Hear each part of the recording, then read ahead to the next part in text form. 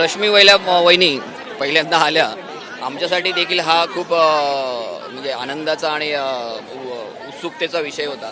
आणि सगळे बघताय तुम्ही रश्मी वहिनी आल्याने किती खुश आहेत, सगळ्या महिला पुरुष सगळे खुश आहेत.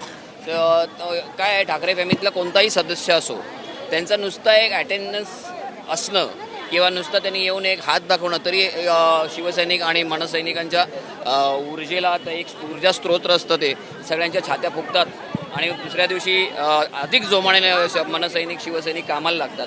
आणि मला वाटतं त्याची पक्ष म्हणजे निवडणूक प्रचार करताना या सगळ्या गोष्टीची गरज असते. आणि मला वाटतं हे सगळे ठाकरे फॅमिलीतले मेंबर ते आम्हाला अधिकाधिक वेळ देऊन आमच्या ह्या ज्या काही गरजा आहेत त्या पूर्ण करतात. त्याबद्दल मी त्यांचा खूप खूप आभार मानतो.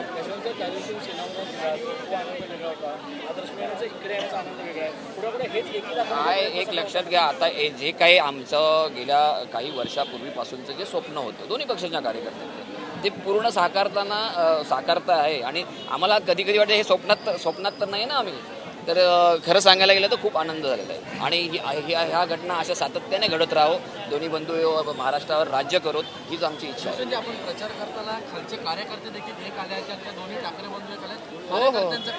कार्यकर्ते प्रचंड मोठ्या प्रमाणात, मी आता प्रचाराला जेव्हा फिरतो तेव्हा दोन्ही पक्षाचे महिला पुरुष कार्यकर्ते घट्टपणे उभे आहेत माझ्या पाठीमागे. आधी मग घरातली कामं वगैरे सोडून माझ्या मागे दिवसभर फिरतायत आणि मोठ्या संख्येने फिरतायत, असं नाही. त्यामुळे कार्यकर्त्यांमध्ये मी म्हटलं ना, कार्यकर्त्यांना जे हवं होतं ते मिळालेलं आहे. त्यामुळे तो उत्साह द्विगुणित झालेला आहे. त्याचा फायदा एक उमेदवार म्हणून मला नक्की होतो.